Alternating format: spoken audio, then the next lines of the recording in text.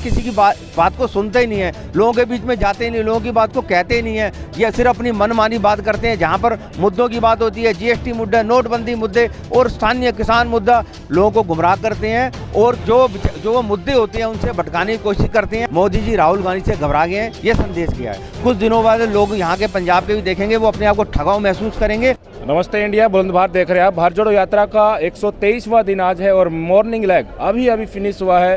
तो मैं जैसा कि आपको भारत यात्रियों के साथ भेंट कराता रहता हूं, तो आज मुझे एक और भारत यात्री मिले जो अपने जो पहनने सहनने के लिबास इस कड़ाके की सर्द में, आज तो मैं बताऊं आपको पाला भी पड़ा हुआ था, जिसके चलते देखिए सर्दी में इन्होंने सिर्फ एक धोती पहनी हुई है। और राहुल गांधी का जो अभियान चल रहा है डर ख़त्म करने के लिए, नफरत ख़त्म करने के लिए, भारत को जोड़ने के लिए, उसमें ये किस तरीके से अपनी सहभागिता दे रहे हैं वो इनसे जानने की कोशिश करेंगे।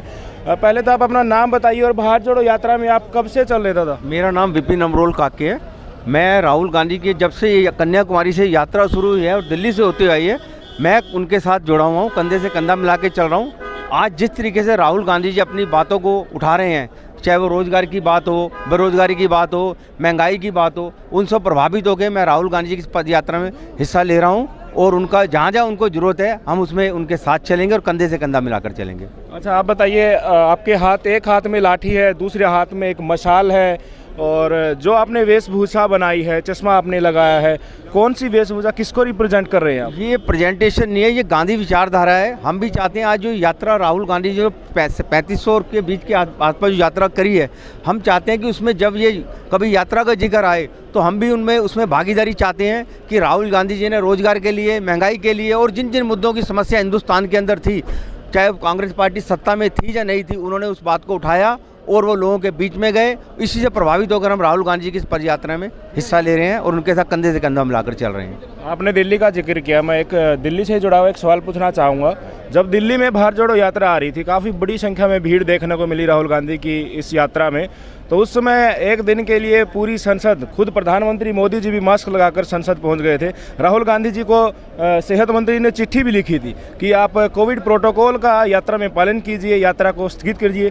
क्या कहना चाहेंगे, क्या ये यात्रा को रोकने का उनका एक प्रयास था? बिल्कुल, ये यात्रा को रोकने का प्रयास था। जिस तरीके से उन्होंने आज हर स्टेट के अंदर राहुल गांधी जी गए हैं, जब वो दिल्ली के अंदर आए तो दिल्ली के जहाँ से एक आवाज़ उठती है, वहाँ से वो जो सत्ता में बैठे हुए अहंकारी हिटलर शाही सरकारें थी, उनको एहसास हुआ कि ये तो राहुल जी ने एक ऐसा काम कर दिया कि पूरे हिंदुस्तान के अंदर ही आज राहुल गांधी और उनकी टी शर्ट का जो चर्चा हुई, ये बौखला गए हैं। कल आपने देखा होगा जिस तरीके से मोदी जी ने पद यात्रा करी अपना कार्यकारिणी के लिए, ये उससे बौखलाए पड़े हैं। ये जो नफरत का इन्होंने जो बाजार खोला था उससे घबराए पड़े हैं और जो मोहब्बत की दुकान के लिए आज जो राहुल गांधी निकले हैं, हम उन्हीं की विचारधारा से प्रभावित होकर उनके साथ हैं। आपने बताया कि मोदी जी ने कल एक दिन की पदयात्रा निकाली है। मैं आपको बताना चाहूँगा कि कल जो एक दिन की पदयात्रा निकली है उसमें 10 करोड़ रुपए खर्च हुए हैं। तो क्या पब्लिक मनी राजनीतिक इस्तेमाल के लिए हुई हो? जो ये बिल्कुल राजनीतिक क्या है, क्योंकि ये समस्या तो लोगों को बताते नहीं है, कोई भी मुद्दे पे जाते नहीं है। चाहे महंगाई का मुद्दा हो, आज उत्तराखंड में आप देख रहे हो जिस तरीके से आज वो जोशीमठ फंस रहा है, उसके बारे में नहीं बोलते। ये सिर्फ ये बर्बली अपनी राजनीति करते हैं, लोगों को गुमराह करते हैं और जो वो मुद्दे होते हैं उनसे भटकाने की कोशिश करते हैं। आज इन्होंने 1 घंटे की अपना मेगा शो करके जो दिखाया है, इससे दिल्ली की जनता भ्रमित हुई है, हिंदुस्तान की जनता मैसेज गया है कि मोदी जी राहुल गांधी से घबरा गए हैं, ये संदेश गया है। आप दिल्ली से चलकर पंजाब की धरती पर पहुंचे हैं, यात्रा का लगभग आखिरी पड़ाव ही आ गया, ये समझो।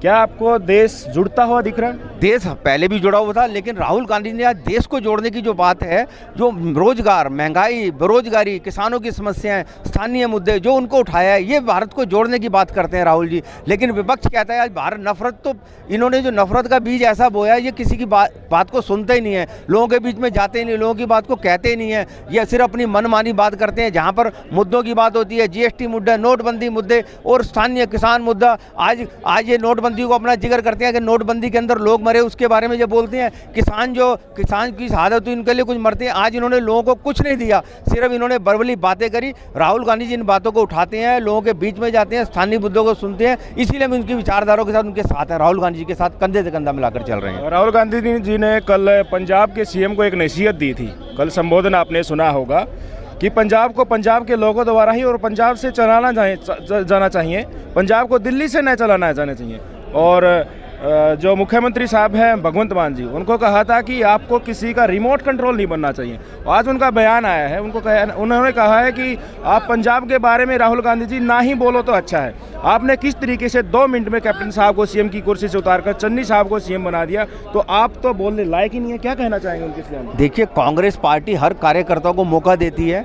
आज मान सिंह जी यहाँ पर ठीक है, आज सत्ता में आप आ गए, आपने लोगों को बरगलाया, आपने पेंशन की बातें करी, लेकिन इनसे पूछो दिल्ली के अंदर आज 3-3 साल से पेंशन नहीं बनी की है। आज वहाँ पर लोग परेशान हैं, उनको समय पर तनख्वाह नहीं मिल रही है। जो सिविल डिफेंस वहाँ काम कर रही है दिल्ली, वो नहीं कर रही।